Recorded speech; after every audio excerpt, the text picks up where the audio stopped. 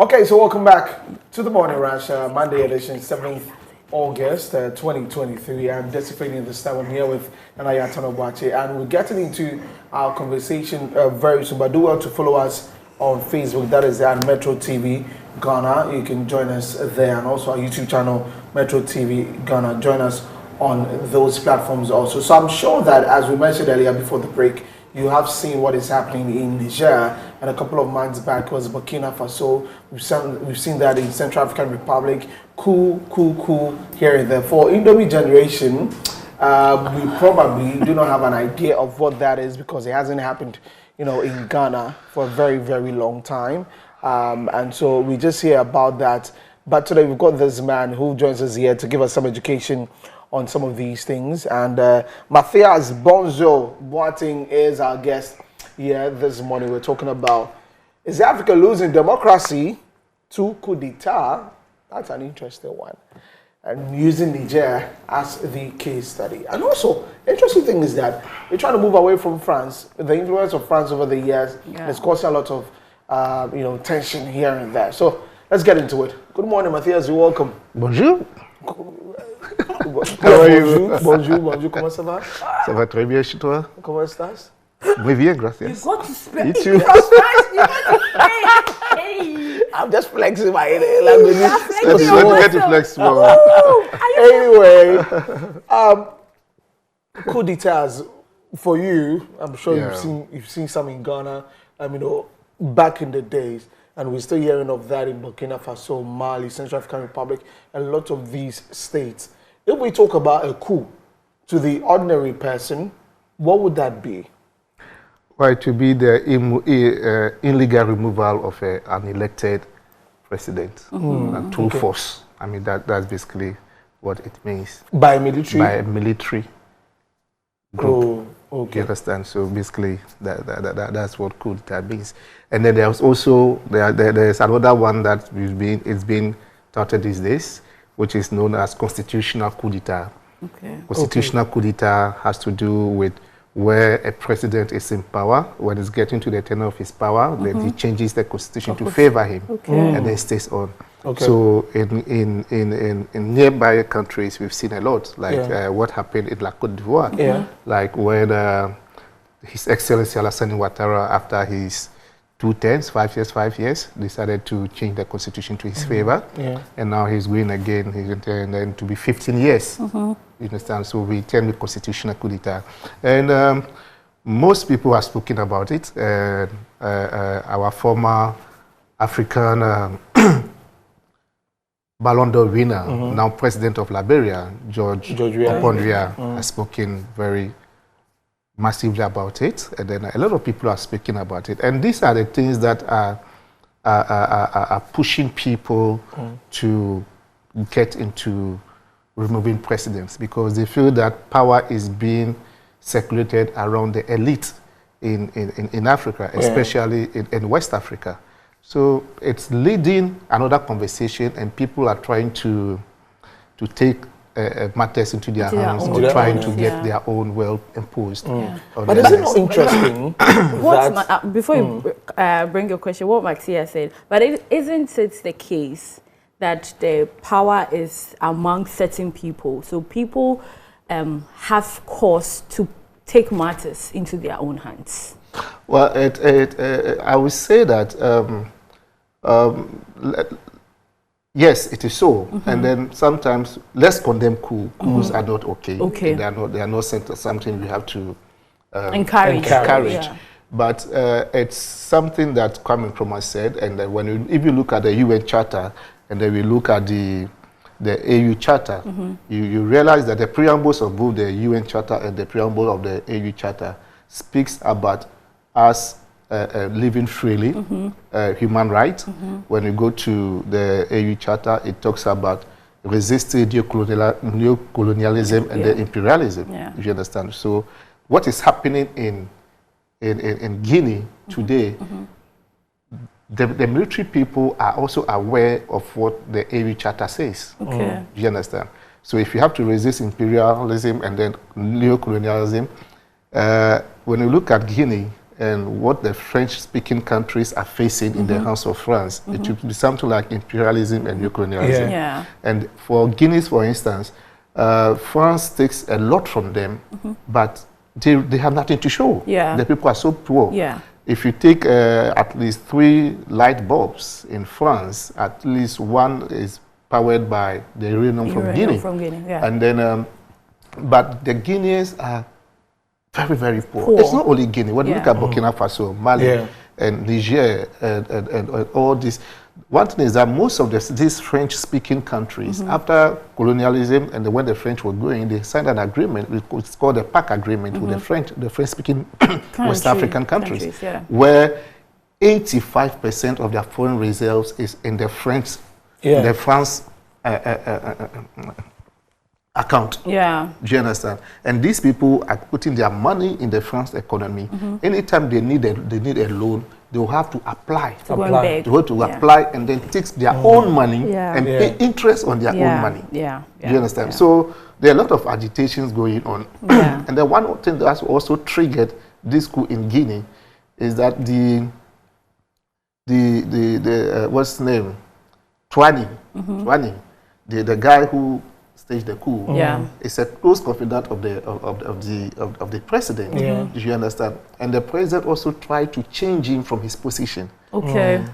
But most of the young military people who are with him understand that he was dealing well with them. Yeah. You understand? He was taking good care of them. But if when we change him, it was going to bring something. You understand? And then, you know, when he was the president, what Bazoum was doing is that he was too much playing the French card. Because, for instance, in Burkina Faso, they had a coup. They asked the French troop in Burkina Faso to leave. They leave Burkina Faso. You are just neighbor to Burkina Faso, and you accept the French troop. To get into your country. To get into your country. So they are settled in your country. Do you understand? So these things were irritating them. Don't forget the guy who staged the coup. You know, when the coup happened, when France was trying to host, what's his name, Gbagbo, and install Ouattara, he was part of the West African force that went to Côte d'Ivoire. The guy who's going to the coup. So you know, the debate that has come up on social media is all of these coups that are happening, those who overthrow those who are in position, in power, they don't seem to get it right also. How? The issue is our people are suffering. They don't have this. We don't have this. Our presidents, those who are democratically elected, have sold our wealth, our resources to the Europeans and all of that. But when they also come into power, it's the same thing, and there's no massive change. Yes, it is true. You see, in Africa, we have become like our own coaches. You understand? When you go to Accra Sports Stadium in Kotoko and Hearts are playing, you will hear the people in the stands. Oh, man, Esha, you understand? Put him there, he will do the same thing. In Ghana, you remember, a lot of things. Do you understand? But and the President Mahama said a very important thing. He said, you have never been president before. You've never been in my shoes. So be careful of what you are saying. Now, people thought it was politics, but it was a very important statement he made. Now, you come into power, and we realize that it is you understand? So these are the things that happen. And then you see, let me go to, because of time, let me take the most important issues in the list. Let's look at, we are still looking at Guinea. Niger. Niger. What irritated most of the citizens of Niger is the statement that Tinubu made. The ECOWAS chair. Even him as the ECOWAS chair, there's a question mark. Do you understand? Because his presidency is being challenged at the court. Now, the court hasn't come up with a decision. A verdict. A verdict. You understand? You could still be president, or they could nullify your presidency. Now, ECOWAS has made you the chairman of ECOWAS. Now, this issue happens. You call a meeting and they look at your statement. He made childish statements, bogus statements. You understand? If you don't say things that he said, like when he says that, okay, one of us, you see, he was underlying the fact that power is with the elite. You understand? And whatever resources are being shared is among the elite. Amongst them. The elite. You understand? So when we come and Tinubu says that one of us has been held hostage, and we have to do whatever we can do to restore him. And the coup in Niger is disrespect, or it is a threat to them, to us, to the elites, to those who see themselves in power. Yes, like forgetting about the people. The people. Yeah. But what Tinubu forgot to understand is that this is a coup that the citizens in Niger are supporting. For the first time in Africa, we have a coup that neighboring countries of the nation that are still the coup are supporting them. Burkina Faso, Mali, Guinea. Yeah, they are all supporting Niger for the first time in Africa, if I'm not lying. You understand? Yeah. Then you say that, oh, we want to send military force to go there to enter Niger with military. Don't forget, last time I was here, I told you that there are 5 elements or 5 tools we use to achieve foreign policy. Yeah. What are they? Military force. We have sanctions. We have foreign aid. We have deterrence, and then we have diplomacy, which is called continuous negotiation. Now, they saying that they want to take military troop to Niger. It's okay. It's normal in foreign in diplomacy in achieving foreign policy. Yeah. International relations, we can do that. In security matters, we can do that. It is to frighten them, to say things. You understand? Now they are also using another tool which is called negotiation. You understand? Negotiation, because they've sent Idriss Deby of Chad to go there. They've sent Patrice Talon, and I'm sure they are sending people, but the people that they've sent have question marks on them. And how we come to that? Because talking about Chad, Chad had the same issue. You see, so that is why Avis got it wrong. You understand? Yeah. I was saying, the one that I was saying somebody that if I were Tinubu or a part of AU, instead of sending Chad there, I was going to send President Akufo-Addo. Ghana. Oh yes. Oh, we were thinking of because we in Ghana, they respect Ghana so much. Exactly. Yeah. You understand? They respect Ghana so much, especially Burkina Faso, who has given its support to the troops in Coup, because the history we have with Burkina Faso from Rawlings and Thomas Sankara. Don't forget that Rawlings was like an icon to Thomas Sankara. Do you understand? So all these people, you can play the cards. There is Ivory Coast, yes, but Ivory Coast, Alassane Ouattara has done the constitutional coup d'etat, but Ivory Coast is the big brother of all these French-speaking countries. Yeah. So why would you go and send Chad? A very small country. I mean, for that matter. Not even that, but he himself is in power because of military. When his father was killed, the military people imposed him, he became president. So how why would you send him to come and negotiate? Yeah. Do you understand? Yeah. So now they said they want to send something, a military force. What they do is that yes, it's normal to say, but there's something the former president of la Côte d'Ivoire, Félix Houphouët-Boigny, said. He says that dans la recherche de la paix, de la vraie paix, de la paix juste et durable, nous ne devons pas une fois hésiter de recourir avec abstention au dialogue. Are you nodding like you understand? No, so what is he saying? Translated. What is he saying? He is saying that for us to achieve peace, real peace, peace that is justifiable and durable, we all would have to continue negotiating. You understand? So if ECOWAS says they want to send military force in Niger, it will be so wrong and it will be very devastating. Yeah, should that even be the first call? Sending military troops? No, it is the last resort. Normally, it is the last resort. But now that they gave an ultimatum, the voting was on Sunday. It's finished. So are they going to go?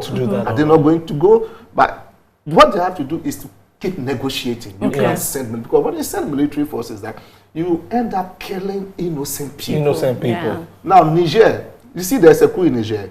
Nigeria, you have a border with Niger. You close your border.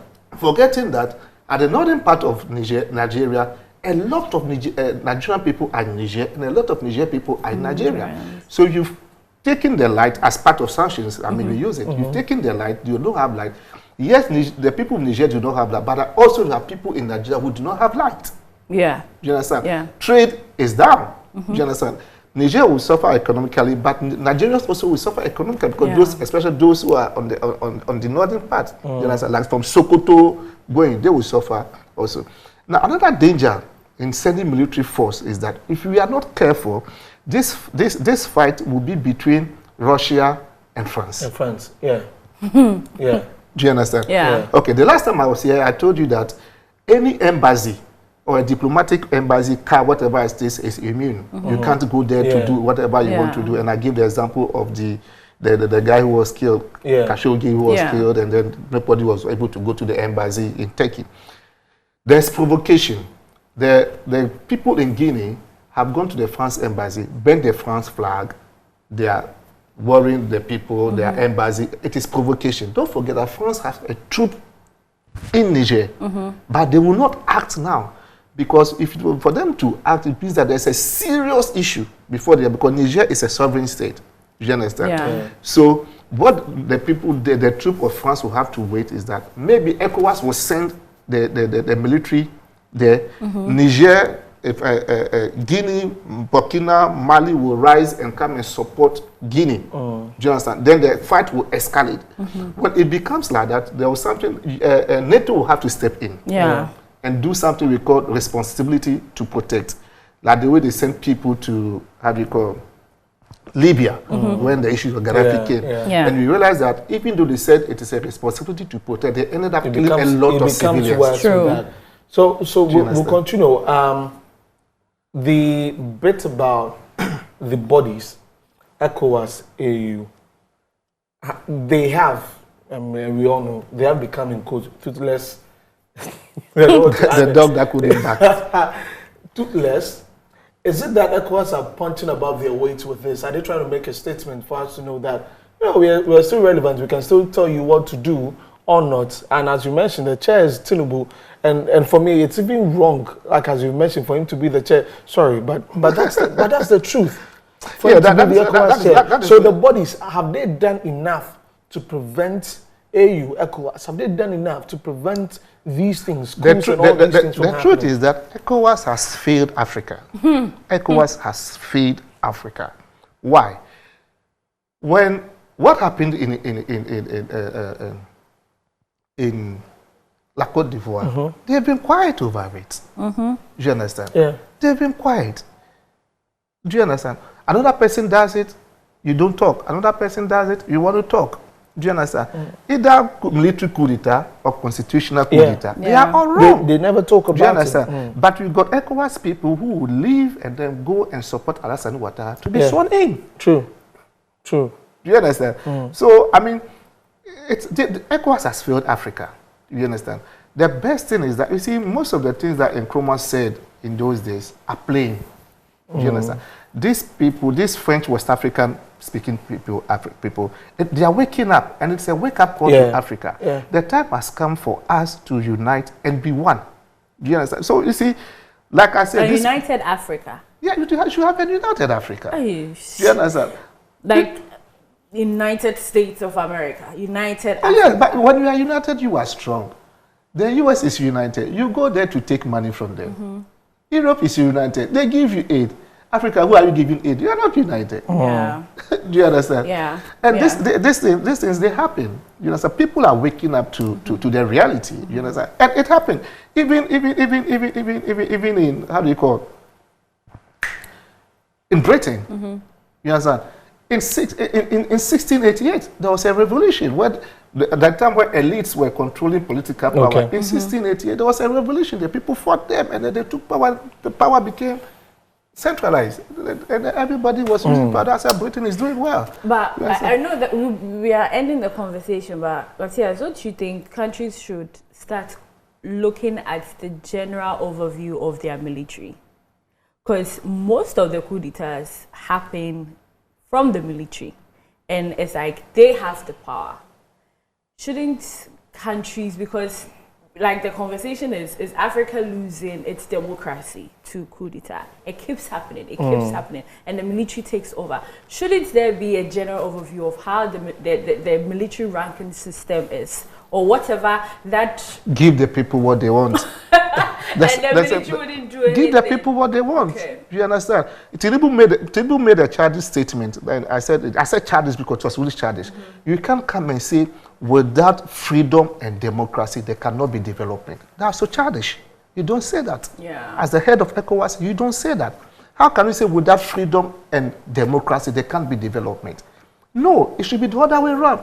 Without freedom and development, there cannot be democracy. Okay. Because Ghana was developing under Kwame Nkrumah, there was no democracy. Yeah. China is developing, there was no democracy. Yeah. True. You understand? So that was a childish statement Tinubu made as the head of ECOWAS. He was so wrong. You understand? And he said, you see, when issues like this happen, draw the people to yourself. Yeah. Let the people understand that, listen, what is going on is bad, but this is what we can do. The only thing ECOWAS can do is to use some of the four classification of solving these issues. There's one we call solid rejection. You understand? It could be solid rejection. Solid rejection has to do with what they are saying, that no, put the man back in power. So put the man back in power. We can have soft rejection. The soft rejection is that, yes, the coup will stand, but the people who say the coup cannot rule. So maybe they will bring the Speaker of Parliament to come and be there. To come and do You understand? Okay. And then we can have soft acceptance. The soft acceptance means that, okay, the coup will stand, but we give you maybe 3 months to organize an election. Yeah. Okay, yeah. You understand? Right. I mean, there's one that can also say, okay, the coup will stand and then you rule. So these are the things they have to do, and is to negotiate. Yeah. Look at, keep negotiating. And the one thing too is, I know you are going to go, but let me say this: it is in the interest of the coup, the people who stage the coup, to keep Mohamed Bazoum, because Mohamed Bazoum becomes the bargaining chip now. Yeah. You understand?